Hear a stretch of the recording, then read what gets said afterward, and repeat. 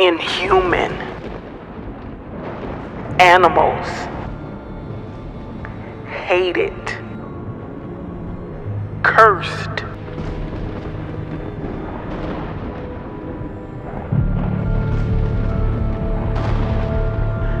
dreadful, hopeless, forgotten,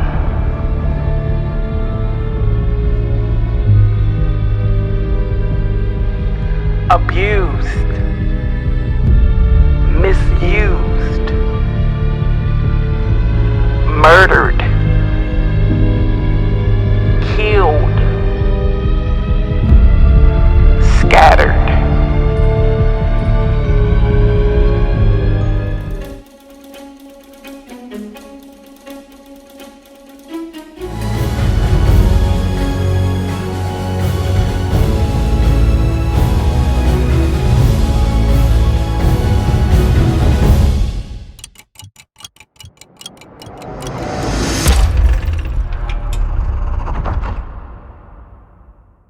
Welcome back, everyone, and thank you so much for joining me. Let's get straight to it. I am sure there are a lot of you who have heard of the book titled Incidents in the Life of a Slave Girl. I don't know how many people read it. I know I never read it throughout the duration of my education. I don't know if I was ever, I'm sure if I was required to read it, I would have read it, but like I said, I don't recall. But if you have never read it, or even if you have read it, I'm going to summarize it. So sit back, get you some tea, coffee, or whatever you drink, and let's go on this journey together. Reader, be assured this narrative is no fiction. I am aware that some of my adventures may seem incredible, but they are nevertheless strictly true. I have not exaggerated the wrongs inflicted by slavery. On the contrary, my descriptions fall far short of the facts. I have concealed the names of places and given persons fictitious names. I have no motive for secrecy on my account, but I deemed it kind and considerate towards others to pursue this course. I wish I were more competent to the task I have undertaken, but I trust my readers will excuse deficiencies in consideration of circumstances. I was born and reared in slavery and remained in the slave state 27 years. Since I have been at the North, it has been necessary for me to work diligently for my own support and the education of my children. This has not left me much leisure to make up for the loss of early opportunities to improve myself, and it has compelled me to write these pages at irregular intervals whenever I could snatch an hour from household duties. Neither do I care to excite sympathy for my own sufferings, but I do earnestly desire to arouse the women of the North to a realizing sense of the condition of 2 millions of women at the South still in bondage, suffering what I suffered, and most of them far worse. I want to add my testimony to that of abler pens to convince the people of the free states what slavery really is. Only by experience can only one realize how deep and dark and foul is that pit of abominations. May the blessing of God rest on this imperfect effort in behalf of my persecuted people, Linda Brent. Hideous acts of cruelty against slaves detailed by Linda Brent, aka Harriet Jacobs, were told later on in her autobiography, but I wanted to share the disturbing accounts first. It gives us the ability to understand why Linda Brent fought for freedom for her and her children, completely forsaking threats of death and lifelong enslavement by her deranged, obsessed, immoral, deceptive enslaver. Freedom is a gift from God that is granted to every soul regardless of race. The unnatural cruelness that Brent described, in my opinion, is still in the bloodlines of some of of some, if not most, white American and European Caucasians. It is evident in their discriminatory, racist, predatory barbarism that has been on display worldwide for over 400 years. There was a planter in the country not far from us whom I will call Mr. Litch. He was ill-bred, uneducated, but very wealthy. He had 600 slaves, many of whom he did not know by sight. His extensive plantation was managed by well-paid overseers. There was a jail and a whipping post on his grounds, and whatever cruelties were perpetuated there, they passed without comment. He was so effectually screened by his great wealth that he was called to no account for his crimes, not even for murder. Various were the punishments resorted to. A favorite one was to tie a rope around a man's body and suspend him from the ground. A fire was kindled over him, from which was suspended a piece of fat pork. As this cooked, the scalding drops of fat continually fell on the bare flesh. On his own plantation, he required very strict obedience to the 8th commandment. If a neighbor brought a charge of theft against any of his slaves, he was browbeaten by the master, who assured him that his slaves had enough of everything at home and had no inducement to steal. No sooner was the neighbor's back turned than the accused was sought out and whipped for his lack of discretion. If a slave stole from him even a pound of meat or a peck of corn, if detected, followed, he was put in chains and imprisoned, and so kept till his form was ravished by hunger and suffering. The planter once bore his wine cellar and meat house miles away from the plantation. Some slaves followed and secured bits of meat and bottles of wine. 2 were detected, a ham and some liquor being found in their huts. They were summoned by their master. No words were used, but a club felled them to the ground. A rough box was their coffin. They received a dog's burial. Nothing was said. Murder was so common on his plantation that he feared to be alone after nightfall. He might have believed in ghosts. His brother, if not equal in wealth, was at least equal in cruelty. His bloodhounds were well trained. Their pen was spacious and a terror to the slaves. They were let loose on a runaway, and if they tracked him, they literally tore the flesh from his bones. When this slaveholder died, his shrieks and groans were so frightful that they appalled his own friends. His last words were, "I'm going to hell. Bury my money with me." After death, his eyes remained open. To press the lids down, several dollars were laid on them.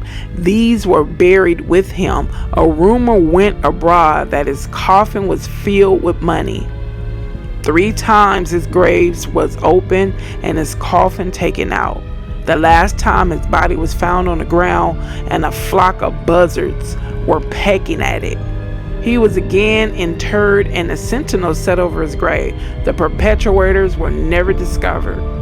Cruelty is contagious in uncivilized communities. Mr. Gonat, a neighbor of Mr. Litch, returned from town one evening in a partial state of intoxication. His body servant gave him some offense. His clothes were removed, except his shirt, whipped and tied to a large tree in front of the house. It was a stormy night in winter. The wind blew bitterly cold, and the boughs of the old tree crackled under falling sleet. A member of the family, fearing he would freeze to death, begged that he might be taken down, but the master would not relent. He remained there 3 hours, and when he was cut down, he was more dead than alive. Another slave who stole a pig from his master to appease his hunger was terribly flogged. In desperation, he tried to run away, but at the end of 2 miles, he was so faint with loss of blood, he thought he was dying. He had a wife and he longed to see her once more. Too sick to walk, he crept back that long distance on his hands and knees. When he reached his master's, it was night. He had not strength to rise and open the gate. He moaned and tried to call for help. I had a friend living in the same family. At last his cry reached her. She went out and found the prostrate man at the gate. She ran back to the house for assistance. 2 men returned with her. They carried him in and laid him on the floor. The back of his shirt was one clot of blood. By means of lard, my friend loosened it from the raw flesh. She bandaged him, gave him cool drink, and left him to rest. The master said he deserved 100 more lashes. He had stolen food to appease his hunger. This was his crime. Another neighbor was a Miss Wade. At no hour of the day was there a cessation of the lash on her premises. Her labors began with the dawn and did not cease till long after nightfall. The barn was her particular place of torture. There she lashed the slaves with the might of a man. An old slave of hers once said to me, "It is hell in Mrs. House. Pairs I can never get out. Day and night I praise to die." The mistress died before the old woman, and when dying, the mistress entreated her husband not to permit any one of her slaves to look on her after death. A slave who had nursed her children and had still a child in her care watched her chance and stole with it in her arms to the room where lay her dead mistress. She gazed a while on her, then raised her hand and dealt 2 blows on her face, saying as she did, "The devil has got you now." She forgot that the child was looking on. She had just begun to talk, and she said to her father, "I did see Ma, and Mammy did strike Ma so." Striking her own face with her little hand, the master was startled. He could not imagine how the nurse could obtain access to the room where the corpse lay, for he kept the door locked. He questioned her. She confessed that what the child had said was true, and told how she had procured the key. She was sold to Georgia. In my childhood, I knew a valuable slave named Charity and loved her as all children did. Her young mistress married and took her to Louisiana. Her little boy James was sold to a good sort of master. He became involved in debt, and James was sold again to a wealthy slaveholder noted for his cruelty. With this man, he grew up to manhood, receiving the treatment of a dog. After a severe whipping to save himself from further infliction of the lash with which he was threatened, he took to the woods. He was in the most miserable condition, cut by the cow skin, half naked, half starved, and without the means of procuring a crust of bread. Some weeks after his escape, he was captured, tied, and carried back to his master's plantation. This man considered punishment in his jail on bread and water after receiving hundreds of lashes, too mild for the poor slave's offense. Therefore, he decided, after the overseer should have whipped him to his satisfaction, to have him placed between the screws of the cotton gin to stay as long as he had been in the woods. This wretched creature was cut with the whip from his head to his foot, then washed with strong brine to prevent the flesh from mortifying and make it heal sooner than it otherwise would. He was then put into the cotton gin, which was screwed down, only allowing him room to turn on his side when he could not lie on his back. Every morning, a slave was sent with a piece of bread and bowl of water, which was placed within reach of the poor fellow. The slave was charged under penalty of severe punishment not to speak to him. 4 days passed, and the slave continued to carry the bread and water. On the second morning, he found the bread gone, but the water untouched. When he had been in the press 4 days and 5 nights, the slave informed his master that the water had not been used for 4 mornings and that a horrible stench came from the gin house. The overseer was sent to examine it. When the press was unscrewed, the dead body was found partially eaten by rats and vermin. perhaps the rats that devoured his bread and gnawed him before life was extinct. James was like him in manliness and intelligence. These were the qualities that made it so hard for him to be a plantation slave. They put him in a rough box and buried him with less feeling than would have been manifested for an old house dog. Nobody asked any questions. He was a slave, and the feeling was that the master had a right to do what he pleased with his own property. And what did he care for the value of a slave? He had hundreds of them. When they had finished their daily toil, they must hurry to eat their little morsels and be ready to extinguish their pine knots before 9 o'clock. When the overseer went his patrol rounds, he entered every cabin to see that men and their wives had gone to bed together, lest the men from over fatigue should fall asleep in the chimney corner and remain there till the morning horn called them to their daily tasks. Women are considered of no value unless they continually increase their owner's stock. They are put on a par with animals. This same master shot a woman through the head who had run away and had been brought back to him. No one called him to account for it. If a slave resisted being whipped, the bloodhounds were unpacked and set upon him to tear his flesh from his bones. The master who did these things was highly educated and styled a great gentleman. He also boasted the name and standing of a Christian, though Satan never had a truer follower. I could tell of more slave holders as cruel as those I have described. They are not exceptions to the general rule. I do not say there are no human slaveholders. Such characters do exist, notwithstanding the hardening influences around them, but they are like angel visits, few and far in between. I knew a young lady who was one of these rare specimens. She was an orphan and inherited as slaves a woman and her 6 children. Their father was a free man. They had a comfortable home of their own, parents and children living together. The mother and eldest daughter served their mistress during the day and at night returned to their dwelling, which was on the premises. The young lady was very pious, and there was some reality in her religion. She taught her slaves to lead pure lives and wished to enjoy the fruit of their own industry. Her religion was not a garb put on for Sunday and laid aside till Sunday returned again.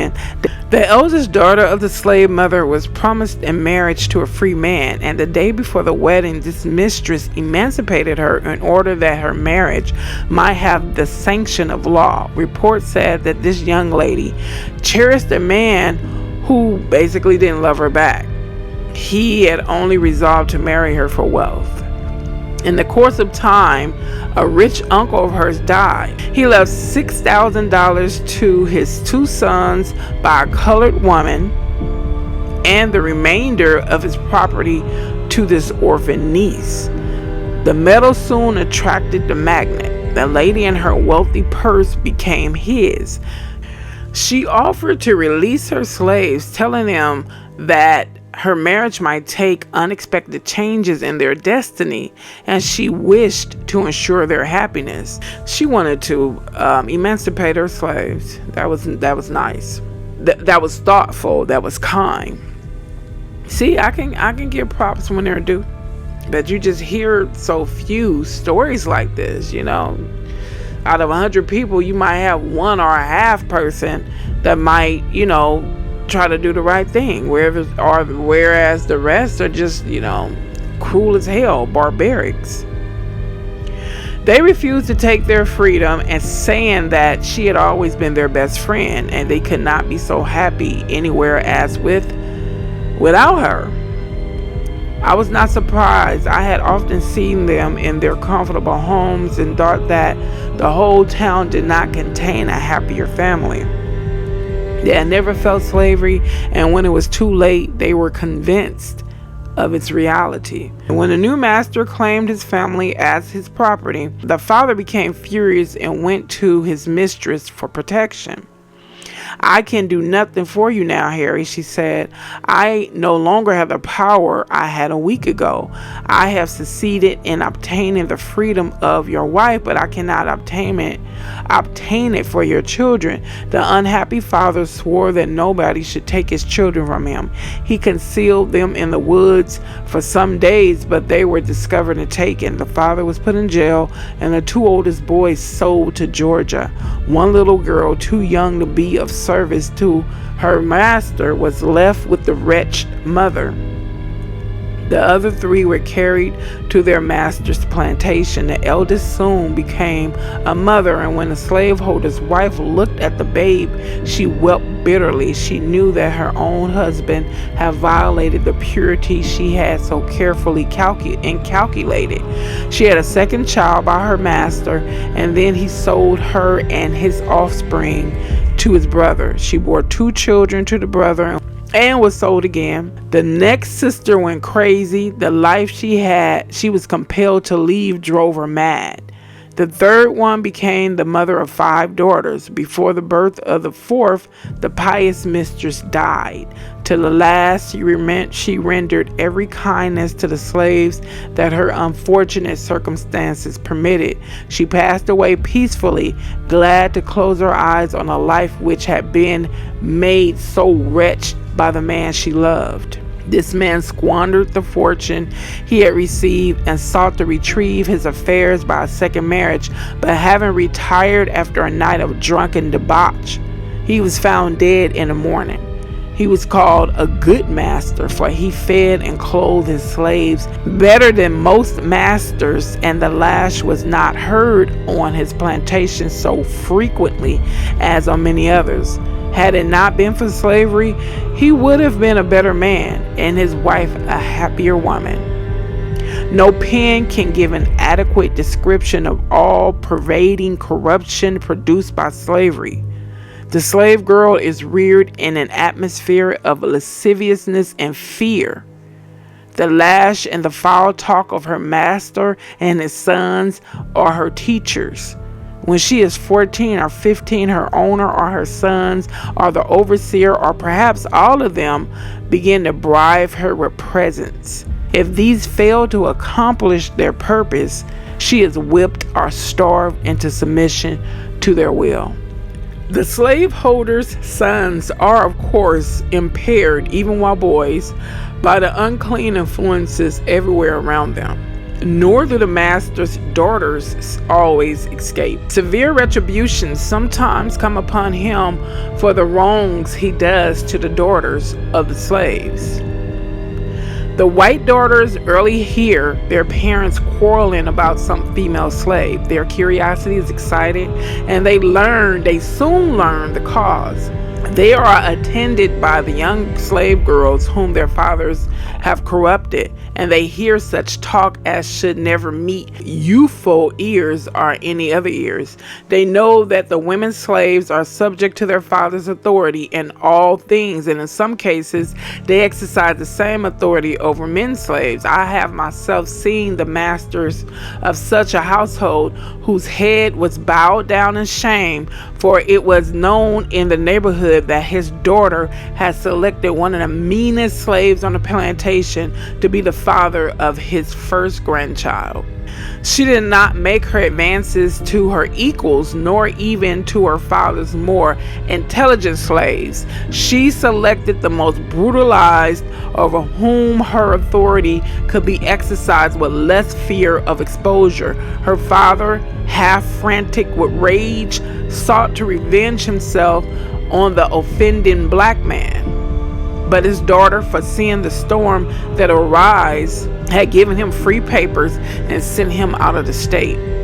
In such cases, the infant is smothered or sent where it is never seen by anyone who knows its history. But if the white parent is the father, the offspring is reared for the market. If they are girls, I have indicated plainly enough what will be their inevitable destiny. I can testify from my own experience and observation that slavery is a curse to the white as well as to the blacks.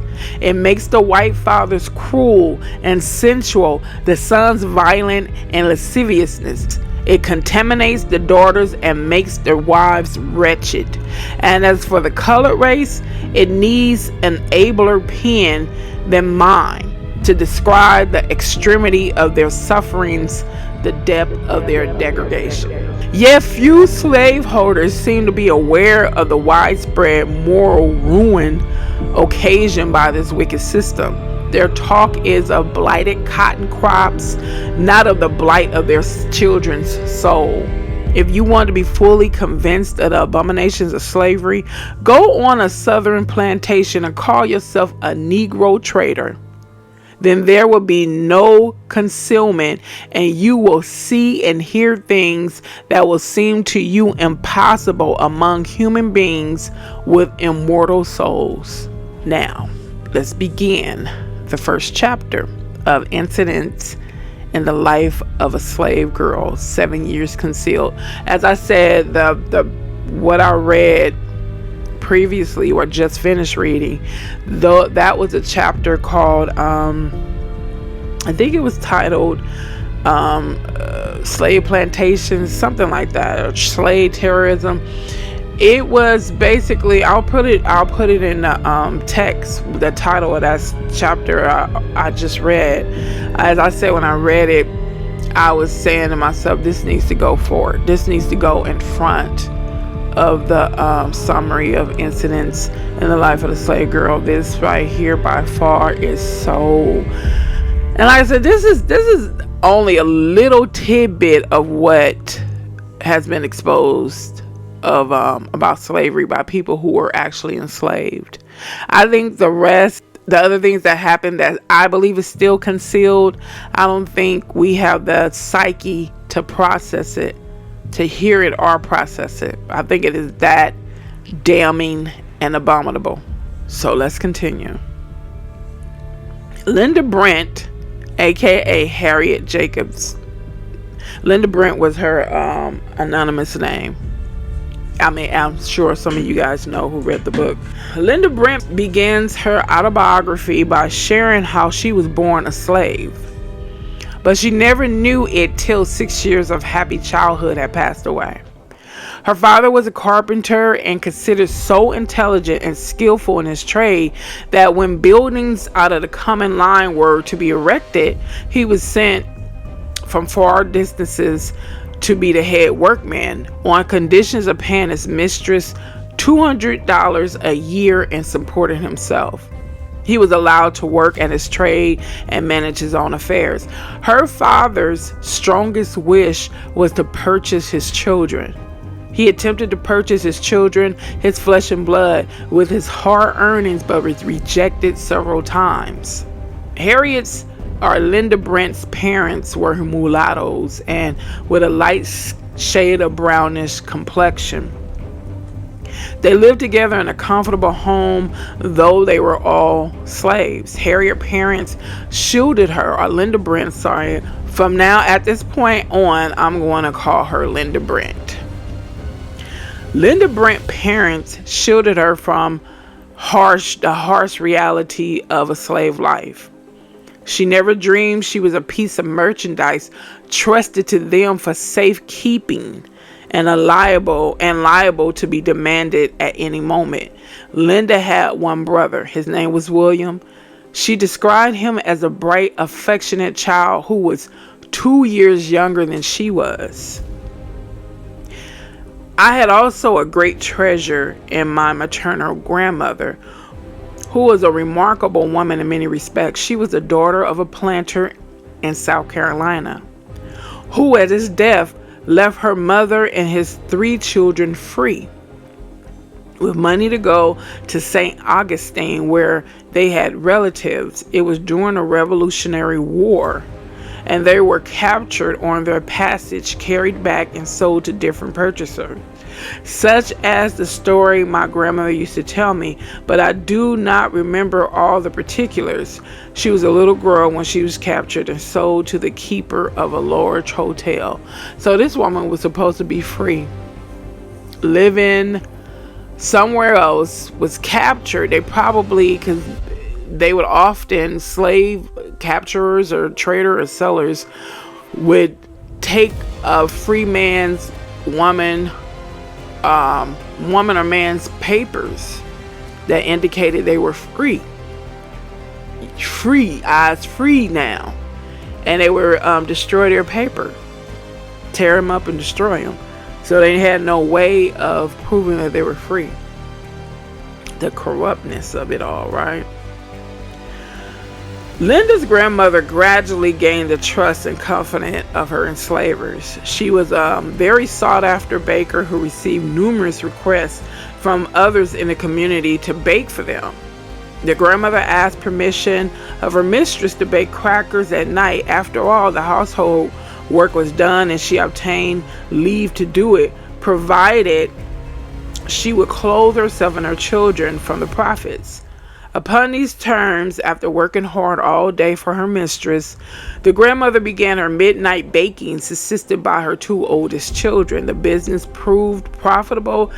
Each year she put aside money to fund the purchase of her children. Her master died and the property was divided among his heirs. The master's hotel went to his wife. She kept it open. The grandmother remained in the service as a slave, but her children were divided among her master's children. As she had 5 children, Benjamin, the youngest one, was sold in order that each heir might have an equal portion of dollars and cents. There was so little difference in Benjamin's age compared to Linda Brent's age that they seemed more like brother and sister than her uncle. He was a bright, handsome young man, nearly white, for he inherited the complexion of their grandmother, derived from Anglo-Saxon ancestors. Though only 10 years old, $720 were paid for him. His sale was a terrible blow to their grandmother, but she was naturally hopeful, and she went to work with renewed energy, trusting in time to be able to purchase some of her children back. She laid up $300, which her mistress one day begged as a loan, promising that she would pay her back. But there is no promise or writing given to a slave that was legally binding, for according to Southern laws, a slave being property can hold no property. When the grandmother lent her hard earnings to her mistress, she trusted solely to her honor, the honor of a slaveholder to a slave. The $300 she lent her mistress was never repaid. When her mistress died, her son-in-law, Dr. Flint, was appointed executor. When the grandmother applied to him for payment, he said the estate was insolvent and the law prohibited payment. The grandmother's mistress has always promised her that at death she would be free, and it was said that in her will, she made good to the promise. But when the estate was settled, Dr. Flint told the faithful old servant that under existing circumstances, it was necessary she should be sold. When the day of sale came, she took her place among the chattel, and at first call, the grandmother sprang up upon the auction block. Many voices called out, "Shame, shame! Who is going to sell you, Aunt Marty? Don't stand there, that is no place for you." Without saying a word, she quietly awaited her fate. No one bid for her. At last, the feeble voice said, $50. It came from a maiden lady, 70 years old, the sister of grandmother's deceased mistress. She had lived 40 years under the same roof with my grandmother. She knew how faithfully she had served her owners and how cruelly she had been defrauded of her rights, and she resolved to protect her. The auctioneer waited for a higher bid, but her wishes were respected. No one bid above her. She could neither read nor write, and when the bill of sale was made out, she signed it with a cross. But what consequences was that when she had a big heart overflowing with human kindness? She gave the old servant her freedom. Her grandmother's son, Benjamin, was determined to escape from slavery, which he did. He was tired of being treated like a dog. He often found his good-for-nothing, conniving young enslaver who often used pennies disguised as 25 cents to buy fruit from a man who had a fruit cart. I'm sure the man was a black free man or slave. Her brother despised this enslaver, this young master, who was a coward. The grandmother's son, Benjamin, once ran away and was caught and imprisoned until he apologized or was sold to another enslaver. Of course, he did not apologize to the immoral enslaver. He was eventually sold to a man. The grandmother wanted to purchase her son, but the new enslaver was given strict instructions not to sell Benjamin to anyone in their estate. The grandmother received word that her precious son had escaped to New York. She rejoiced. They never saw Benjamin again. The brave old woman still toiled on, hoping to rescue some of her other children. After a while, she succeeded in buying Philip. She paid $800 for her son's freedom. We all concluded by saying, "He who is willing to be a slave, let him be a slave." And that brings to mind, that statement brings to mind, what a lot of black folks got angry at Kanye for. When he said that slavery was a choice. Think about it. How many slaves fought for their freedom, escaped, ran away, even did things, out of desperation that a lot of folks don't want to talk about? They put hands on them slave masters, and some of them was never around again, if you know what I mean. You had to have a determination, a desire to live outside of that debauchery. And some of them did. Some of them left and never went back. Was never caught, never beat again, and never put in chains again. So you could choose to stay in bondage, or you can be free. Take a chance. Some of them was willing to take a chance to be free, that they didn't even care if they was caught and killed. They rather had taken a chance to live in freedom than to be kept in chains and in an unfair, ungodly system for the rest of their lives. So this is the conclusion of part 1. The book was over 300 pages, or I think it was 300 pages exact. So even when summarizing the book, it still is a lot. But like I said, it's very interesting and it's true.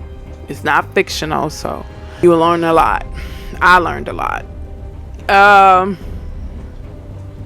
I'll be back with part 2 as soon as possible. Thanks again for listening. In advance, I'll thank you in advance for those who subscribe to me, commented, and shared the video. Thanks again.